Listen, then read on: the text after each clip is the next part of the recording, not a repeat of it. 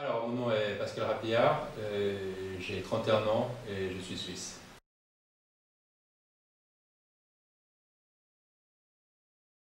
Je suis en charge des relations extérieures et des questions de droit international humanitaire au centre. Et j'ai suivi une formation à l'Institut des hautes études internationales à Genève, ici, puis complété ensuite par un diplôme de niveau master à Paris, à l'Université Paris Panthéon-Sorbonne.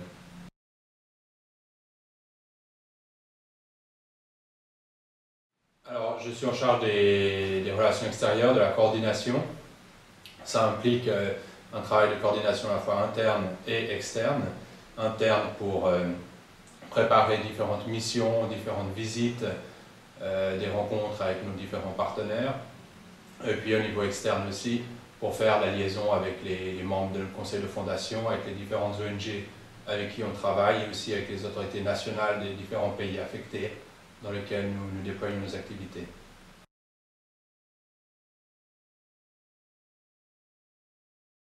Alors, ça date d'un certain nombre d'années. Quand j'ai fait un voyage au Cambodge, j'ai été vraiment marqué par l'ampleur de la contamination par les mines, mais aussi par d'autres restes explosifs de guerre. Et bon, c'est un pays qui encore aujourd'hui est très fortement touché.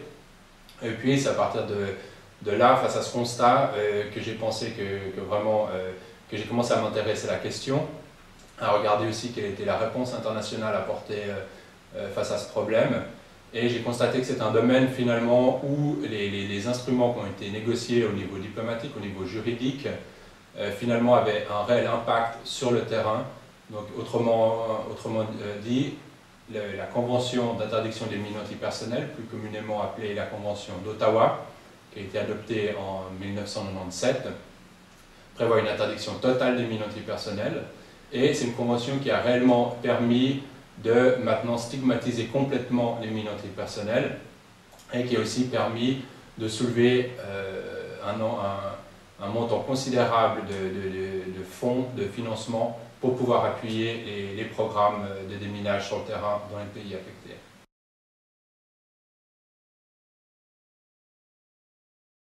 Bon, il faut je dirais une certaine sensibilité culturelle tout d'abord, une sensibilité politique aussi ensuite, une bonne connaissance de l'environnement de l'action contre les mines, de l'environnement juridique. Donc j'ai parlé de la Convention d'Ottawa, mais il y a aussi d'autres conventions qui nous intéressent, qui sont pertinentes pour notre travail, comme la convention plus récente sur l'interdiction des armes à sous-munitions. Il faut également une bonne connaissance des mécanismes, je dirais, de coopération internationale, de la relation avec les donateurs, qu'est-ce qui est attendu, quel est le climat général, je dirais, de l'aide humanitaire, de l'aide au développement, et plus généralement des efforts faits en matière de contrôle d'armement et de désarmement.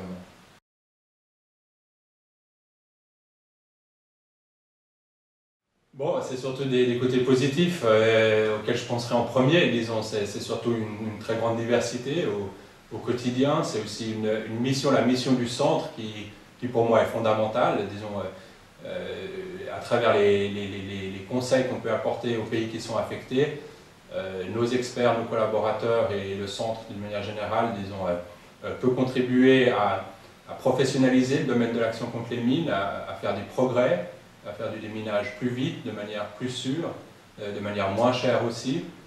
Et tout ça, c'est des éléments qui sont une grande motivation, et puis pour le travail au quotidien, et un travail qui est diversifié de par les différents acteurs qu'on rencontre, de par aussi les différentes missions, que ce soit auprès des pays donateurs ou auprès des pays affectés, qui sont toujours un enrichissement à chaque fois.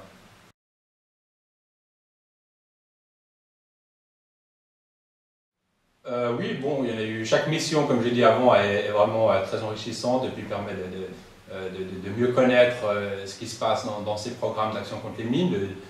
C'est toujours des pièces qui viennent s'ajouter à une meilleure connaissance du problème, une meilleure compréhension, et puis ensuite pouvoir aussi définir des outils de réponse.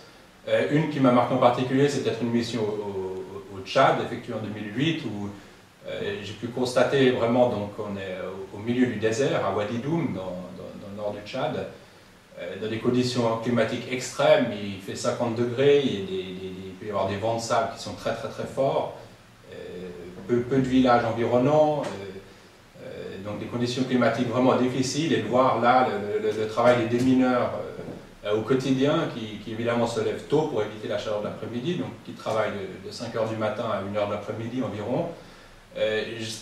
Vraiment, ça a suscité chez moi une admiration énorme pour ces gens qui font ce travail, et puis vraiment là, parfois dans des conditions extrêmes et difficiles. Et ils sont là, agenouillés sur le sol, en train de manger du sable quotidiennement. Et j'entends, c'est un métier qui est vraiment difficile, et il l'est encore plus lorsque les conditions climatiques ne sont pas faciles.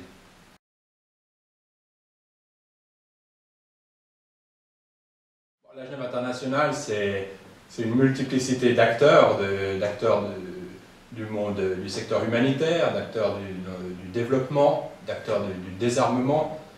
Pour moi, la Genève internationale, c'est un lieu de convergence, un lieu où se discutent, se négocient et se prennent des décisions importantes dans tous les secteurs que je viens de mentionner. C'est une plaque tournante pour beaucoup de domaines. Évidemment, il y a d'autres villes aussi où se discutent ces choses-là, mais Genève est réellement, pour les questions de désarmement et pour les questions d'action contre les mines, le lieu où les choses se dessinent, se décident et se discutent.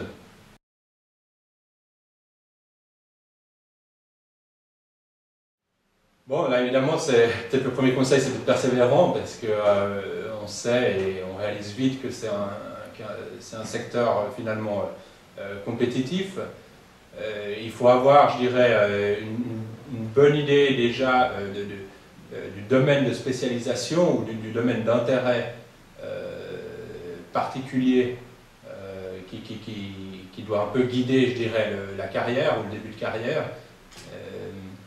Ça ne veut pas dire que c'est un choix pour la vie, mais disons, il est important vraiment de pouvoir bien définir ce que la personne veut, ce qu'elle attend, pourquoi elle veut rentrer dans le domaine de la coopération internationale, et puis finalement ensuite identifier quels sont les meilleurs moyens d'y arriver, tant en termes de parcours académique que d'expérience professionnelle ensuite au moment de rentrer dans le marché du travail, et puis bien identifier également quelles sont les attentes. Et par exemple, c'est complètement différent d'être délégué du CICR sur le terrain au fin fond du Soudan que de travailler ici, par exemple à Genève, au siège du Haut Commissariat pour les réfugiés.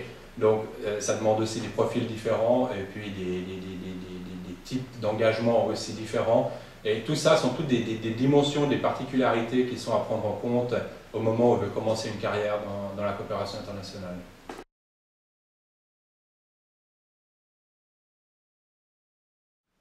Je suis amené à beaucoup voyager à l'étranger, en effet. C'est un petit peu, si vous voulez, le centre de déminage humanitaire, évidemment, à son siège à Genève. Cela dit, notre mission principale, c'est d'apporter des conseils au programme d'action contre les mines sur le terrain. Donc le centre est composé de différents experts qui sont très pointus dans un domaine spécifique de l'action contre les mines et dont leur mission est d'aller dans ces différents pays, pas pour une durée à long terme, mais vraiment pour des courtes missions ponctuelles pour essayer de voir, de discuter avec ces programmes, voir comment ils peuvent adresser au mieux leurs problèmes de mines, de contamination, et puis comment y faire face, disons, le plus efficacement possible. Donc moi-même, dans mes fonctions, je suis également amené à voyager, que ce soit tant dans ces différents pays qui sont affectés, que aussi auprès des pays donateurs.